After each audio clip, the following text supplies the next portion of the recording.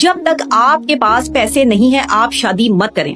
ایسے مرد، ایسے لڑکے جن کے پاس اچھی جابس نہیں ہے یا جن کے پاس جو ہے وہ کوئی کاروبار نہیں ہے. کیونکہ اچھا جی، تو یہ محترمہ جو ہے نا لگتا ہے کہ اب اکانومسٹ بھی بن گئی ہیں. فرماتی ہیں کہ جب تک مرد کے پاس پیسہ نہ ہو شادی نہ کرے. گویا کہ اب جو ہے نا وہ رشتہ صرف ATM مشین سے جڑتا ہے، دل سے نہیں.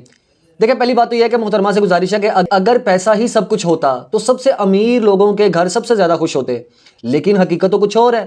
کیونکہ دیکھیں، شادی صرف معاشی معاہدہ نہیں بلکہ روحانی بندھن بھی ہے، اور جہاں رب روزی دینے والا ہے وہاں انسان صرف نیت اور محنت کا مکلف ہے. دیکھیں، میں ایسا نہیں کہتا کہ پیسے کی اہمیت نہیں ہے، لیکن کیا خوشیاں صرف مال و دولت سے ملتی ہیں؟ کیا ایک سادہ مگر وفادار شوہر، ایک محنتی مگر غیر مالدار باپ محبت دینے کے قابل نہیں؟ اگر ہم نے شادی کو صرف کمائی سے مشروط کر دیا تو وہ ہزاروں لڑکے جنہوں نے جوانی کتابوں، محنت اور ماں باپ کی خدمت میں گزار دی، وہ 40 سال کے بعد بھی جو ہے نا دلہن کے سپنے دیکھتے رہیں گے، کیونکہ ان جیسوں کے فلسفوں نے سیلری سلپ اور دولت کو ان کی شادی کا جو ہے نا وہ ویزا بنا دیا ہے.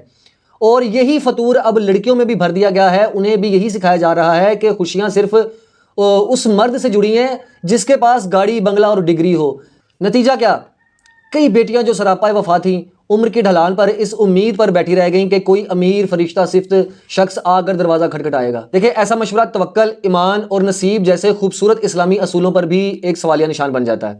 تو میری دیکھیں گزارش ہے، شادی سے پہلے دیکھیں آپ لڑکے کا کمائی کا ذریعہ دیکھیں، مگر کردار، نیت اور دین کو مت بھولیے، کیونکہ اصل خوشی سونے کے زیورات سے نہیں بلکہ سچے جذبات سے ملتی ہے.